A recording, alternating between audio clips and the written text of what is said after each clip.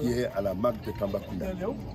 J'ai discuté avec lui, en échangeant avec lui, j'ai trouvé que c'est un homme qui est décidé et qui est prêt à venir défendre sa liberté devant le tribunal. Nous lui avons assuré de notre soutien et nous estimons qu'il doit recouvrer sa liberté. Il doit pouvoir participer en tant qu'opposant à la compétition électorale qu'il y a. Et les conditions de détention sont des conditions qui sont difficiles, alors dégradantes, puisqu'il est dans une cellule avec plus de 40 personnes. Cela n'était pas quelque chose qui devait lui être imposé.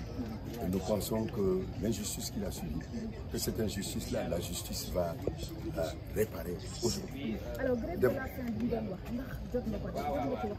nous n'avons pas parlé de cela. Ce qui est important, c'est qu'il y a un homme qui est aujourd'hui arrêté parce qu'il a voulu commettre un acte de solidarité.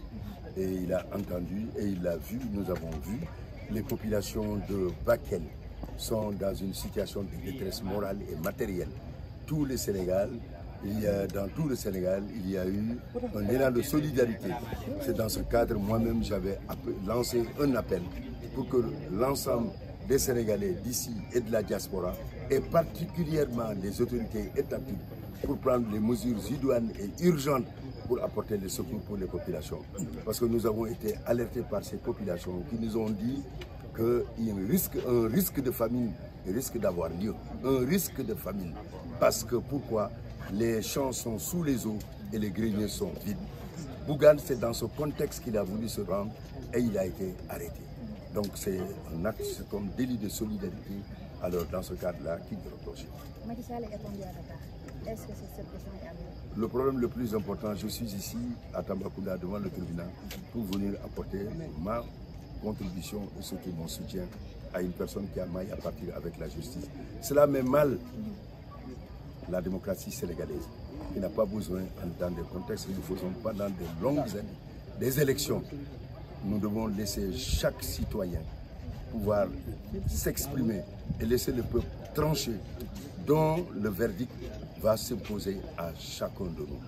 Et il faudrait, là je le dis aussi, lancer un appel, c'est de la responsabilité de l'État d'assurer la sécurité de tous les candidats qui doivent pouvoir se déplacer sur l'ensemble du territoire national sans être inquiétés, agressés ou tout simplement menacés par des forces. Je m'adresse aussi à l'opposition, que chacun prenne conscience que nous pouvons défendre nos idées sans pour autant nous livrer à des invectives, à des violences verbales, à des injures, à des actes d'agression.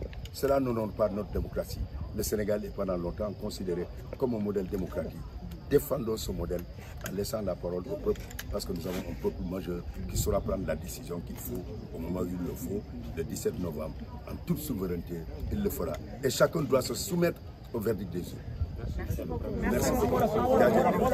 Dama tey jii ñu ñëw fii ci tribunal de Tambacounda pour seet Bougane démb gisoon naa waxtaan naa ak dama gis foofu ki nga xam ne il est ngi ci disposition pour défendre liñ ko jiiñ nee na ma moom Bougane musul jalgati yoon ndax liñ ko bëgg a arrêté nee naa leen su fekkente ne da ngeen xalaat que dama def li nga xam ne dafa méngoo ak luy jalgati yoon maa ngi nii arrêté leen ma nekkul ci dans un esprit li nga xam ne de rébellion ou de refus d'obtempérer nee na ma tamit foofu cellule bi nga xam ne foofu la nekk cellule boobu il y a plus de 40 autres personnes te loolu defe naa ne conditions yooyu métti na te moom am na garantie de représentation lii yëpp suñ ko jaralee parce que la détention ça devait être essentiellement quelque chose qui doit intervenir parce que la liberté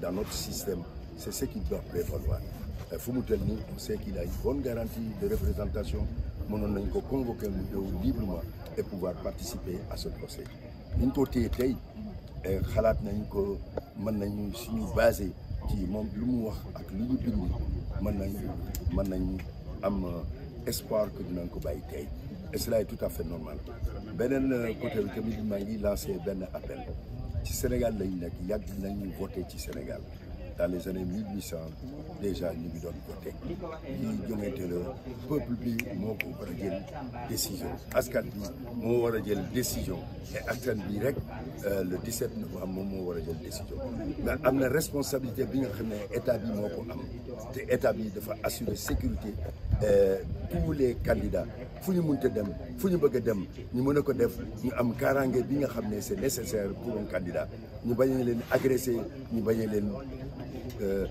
placé ci situation bi nga xam ne mu nekk situation de danger donc di wax tamit opposition comme pouvoir ñëpp war nañ bàyyi tamit seen xel que l'essentiel lii jongante la dañu war a respecter démocratie loolu la mën nga wax sa xalaat sans aucun problème parce que démocratie du leneen wax sa xalaat nga convaincre askan bi pour que projet bi nga xam ne loolu nga koy proposer loolu nangu nañ ci ànd nañ ci te ñu voté la loolu laa bëggoon wax alors di souhaiter aujourd'hui bonne chance à Bougane Gueye Dany xam naa ne place am nekkul ci prison c'est un journaliste opposant la citoyen la defe naa ne luñ ko reproché les avocats qu'il a aujourd'hui dañ démontré que loolu taxawul te defe naa ne dina dem këram tey loolu lañ souhaité loolu tax ñu ñëw tey taxaw alors soutenir. Merci beaucoup. Qui est à la MAC de Tambacounda. J'ai discuté avec lui, en échangeant avec lui, j'ai trouvé que c'est un homme qui est décidé et qui est prêt à venir défendre sa liberté devant le tribunal. Nous lui avons assuré de notre soutien et nous estimons qu'il doit recouvrer sa liberté. Il doit pouvoir participer en tant qu'opposant à la compétition électorale qui vient. Et les conditions de détention sont des conditions qui sont difficiles, alors dégradantes, puisqu'il est dans une cellule avec plus de 40 personnes. Cela n'était pas quelque chose qui devait lui être imposé. Et nous pensons que l'injustice qu'il a subie, que cette injustice-là, la justice va réparer aujourd'hui. Alors, grève de la faim, nous n'avons pas parlé de cela. Ce qui est important, c'est qu'il y a un homme qui est aujourd'hui arrêté parce qu'il a voulu commettre un acte de solidarité. Et il a entendu et il a vu, nous avons vu, les populations de Bakel sont dans une situation de détresse morale et matérielle. Tout le Sénégal, dans tout le Sénégal, il y a eu un élan de solidarité. C'est dans ce cadre, moi-même, j'avais lancé un appel pour que l'ensemble des Sénégalais d'ici et de la diaspora, et particulièrement les autorités étatiques, pour prendre les mesures idoines et urgentes pour apporter les secours pour les populations. Parce que nous avons été alertés par ces populations qui nous ont dit qu'il y a un risque de famine, risque d'avoir lieu, un risque de famine. Parce que pourquoi?